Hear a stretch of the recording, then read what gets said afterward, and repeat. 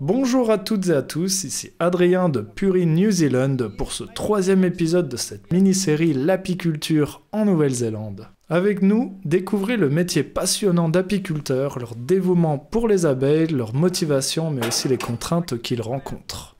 L'épisode 2 était consacré à Phil, notre apiculteur professionnel et pompier à mi-temps dans la région d'Otago à côté de Dunedin. Cette fois, c'est le tour de Peter pour ce troisième épisode, notre apiculteur professionnel.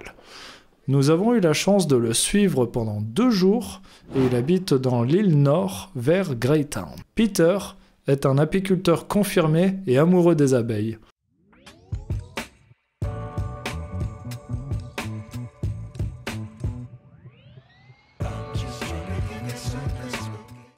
Il s'appelle Peter, 72 ans. Au départ, il voulait faire de son métier géologue et il a fini apiculteur. Il a parcouru le monde pour apprendre les bases de l'apiculture, travaillant au départ pour un apiculteur hollandais lorsqu'il avait environ 18 ans. Il est ensuite allé au Canada à l'âge de 25 ans et aux États-Unis. Ses années de découverte auprès d'autres apiculteurs l'ont formé et lorsqu'il est retourné en Nouvelle-Zélande, il eut envie d'en faire son activité qui a duré plus de 30 ans. Peter, du fait de ses connaissances et de son expérience, a été secrétaire et président de la branche d'Otago de l'Association nationale de l'apiculture. Avec son background impressionnant, nous pouvons dire qu'il a vraiment gagné sa place dans l'industrie apicole néo-zélandaise. Peter a travaillé dans le monde des abeilles depuis qu'il est tout jeune et se retrouver à la retraite l'a très vite ennuyé. C'est pourquoi il a repris une activité apicole, bien moins intensive qu'avant, mais gère tout de même une centaine de ruches à lui tout seul. Dans le temps, faut dire qu'il en avait plus de 800.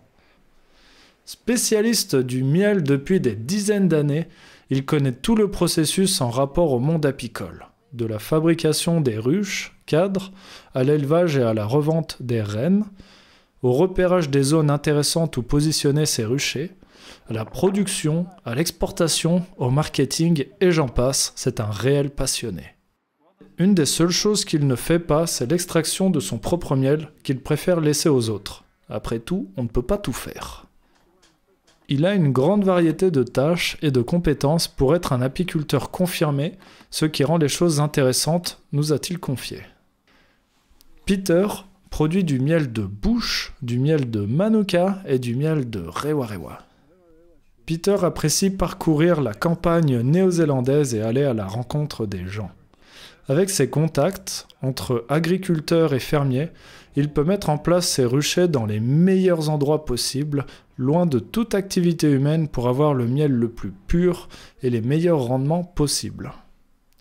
Pour Peter, un bon endroit c'est un point d'eau pas très loin, une zone avec une biodiversité intéressante et surtout un emplacement sauvage où positionner ses ruches.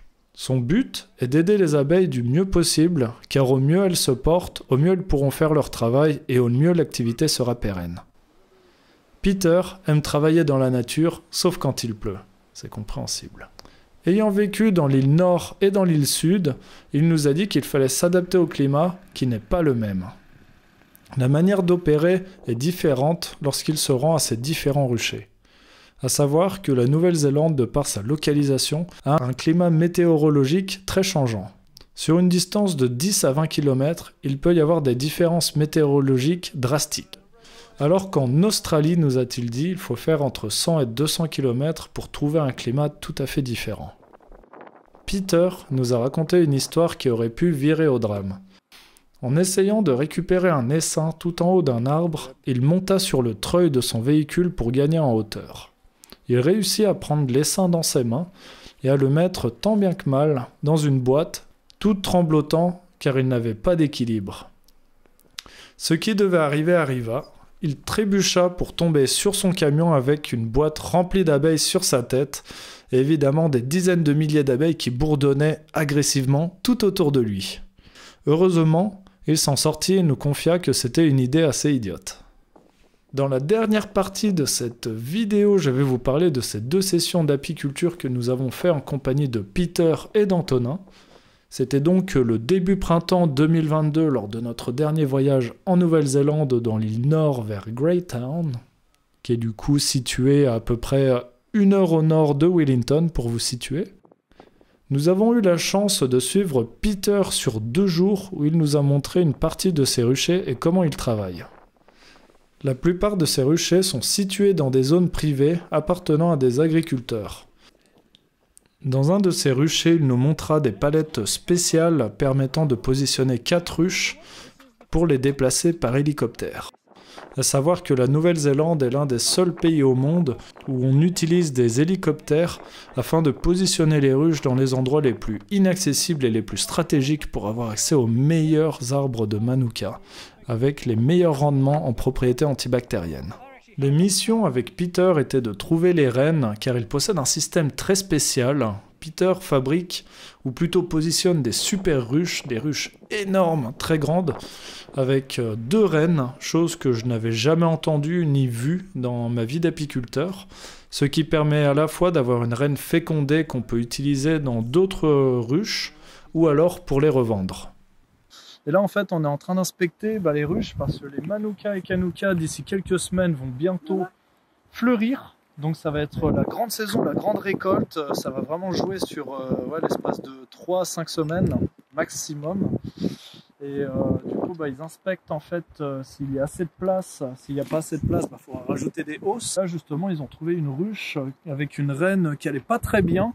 Donc ce qui va se passer, c'est que justement on va mettre la nouvelle reine qu'on a pris dans le rucher précédent à la place. Donc ça fait partie un peu du cycle des abeilles, qu'une reine vit entre 3 et 5 ans, mais quand elle arrive en fin de vie, elle perd ses facultés de pondre efficacement. Et malheureusement, c'est le travail de l'apiculteur de la squeezer et d'après en mettre une nouvelle pour justement faire pérenniser la colonie, parce que c'est pas forcément bon de garder une reine trop vieille. Sinon les ruches sont bien portantes, les abeilles sont gentilles. La météo, on aimerait bien un peu plus de soleil, mais on a déjà un peu goûté justement du nectar de Rewa Rewa parce que le Rewa Rewa était en fleurs et c'est vraiment super bon. Et l'inspection avec nos amis.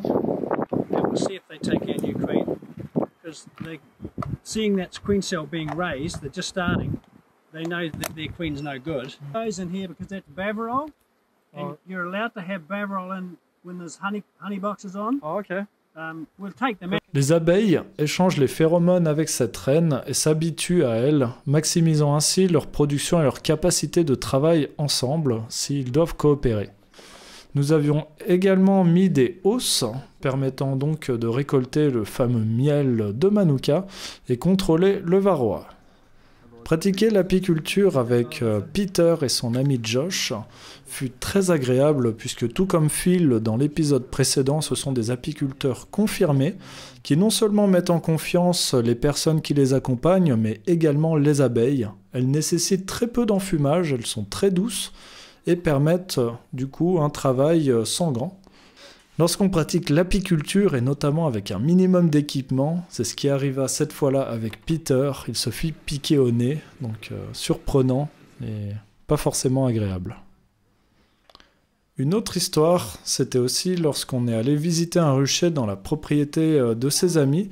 C'était une grande maison en campagne qu'on appelle en Nouvelle-Zélande off-grid, c'est-à-dire qui était connectée ni à l'électricité locale ni à l'eau courante. Ils avaient eux-mêmes leur propre installation en autonomie totale dans un lieu vraiment magique et une très belle maison.